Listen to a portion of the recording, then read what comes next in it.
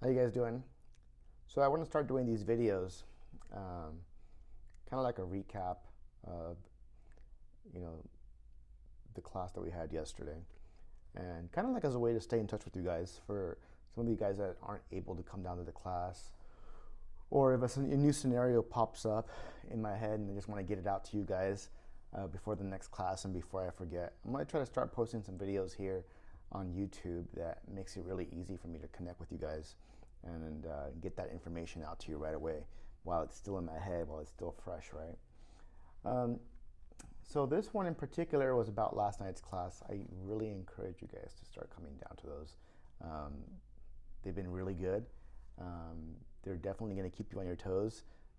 Getting in that hot seat, I know it could be scary, but it's going to keep you like on your toes and thinking under pressure. You're going to get a lot out of it. So anyways, Charity brought up a really good scenario last night, and I wanted to share it with you guys, and then kind of like what's the best way or how I would handle that situation. Um, if you guys like it, you can use it in your own presentations. But basically, the situation was she had a client that she met with that had already met with another lender, and that person shows up and says, "Here's my estimate. Can you beat it?" How would you deal with that, right? Because I tell you guys all the time, like, you're so much more than just a better rate. You're so much more than just a good faith estimate.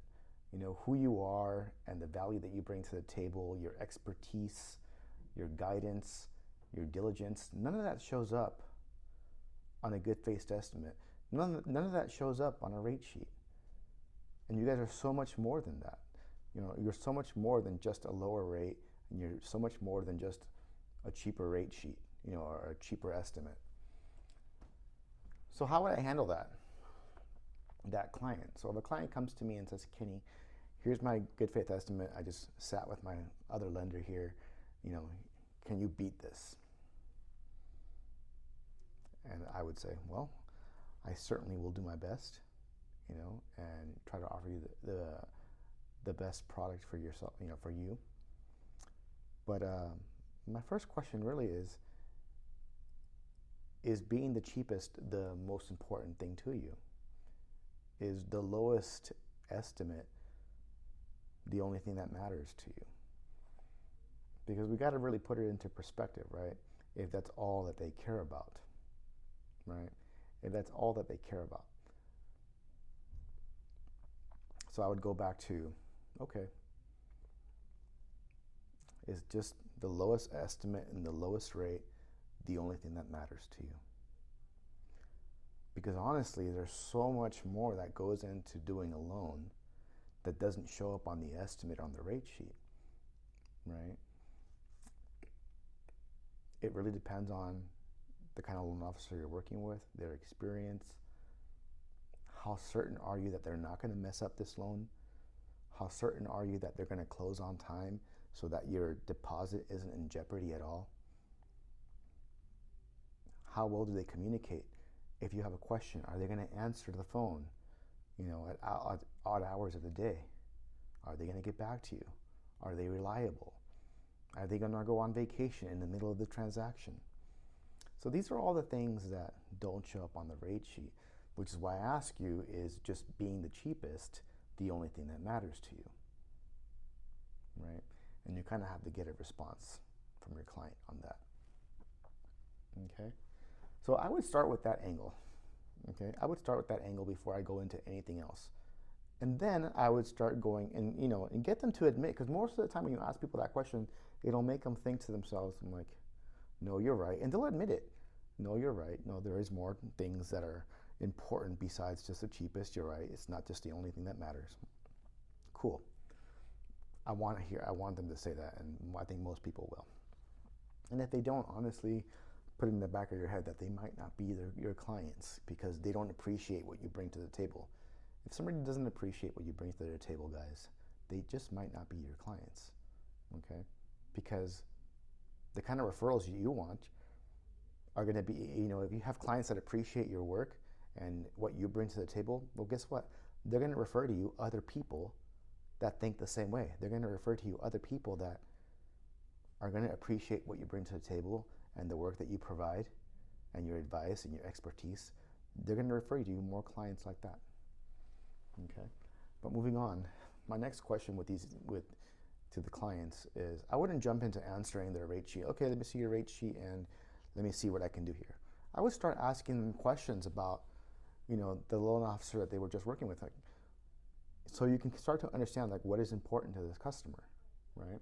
So I would ask them questions like, well, the loan officer you're just working with, what are the things that you liked about working with them? What are the things that you liked that they presented to you, right? And then listen, see what they say, because obviously these are the things that are important to them, right? It'll give you some idea as to what they're looking for. Then ask them, well, what do you think are some of the things that could have been better? Is there something that they could have done a little bit better for you? Because obviously, they're shopping around really not because, they're looking for the lowest price. Most of the time, they're shopping around because something about that experience didn't sit well with them. Something about the experience that they just had with the other loan officer just didn't feel right, okay? Maybe they felt like they were being overcharged. Maybe they felt like, maybe this guy doesn't know what he's doing. Maybe they just don't trust him. Maybe they didn't like him. You have to find out what these questions, you have to find out what the issues are, right? And then that gives you the opportunity to see what's important for them. See and listen what they tell you, okay? Listen to what they tell you. It'll give you some insight. At the same time, it lets the customer know that you're obviously interested in what's important to them by you asking these questions. That you're not going to just deep dive into okay, let me see if I can just beat this rate. Because if that's all you do, if all you do is focus on what they're focused on, which is just the numbers, well, that's what they're going to focus on. And it doesn't give you any opportunity to add value to the table. You want them to stop focusing on, okay, which one's cheaper, and you want them to start focusing on which one has the better value. Okay? That is the key thing right there. I want them to start focusing on which one has the better value. I said this in class last night. 80% of consumers, they will always choose value if they can afford it. If they see value between two things, they will choose value if they can afford it, right? But if they don't see a difference between my FHA and his FHA, they'll just choose the cheapest one. If they see a difference between working with me and working with that person, apart from just the rates and the cost, they will start to consider everything else that I bring to the table and not just the price. Because at the end of the day, it might not be the cheapest one. That might not be their better value. The better value might be the one that does cost a little bit more, but I'm willing to pay for it because there's value, right?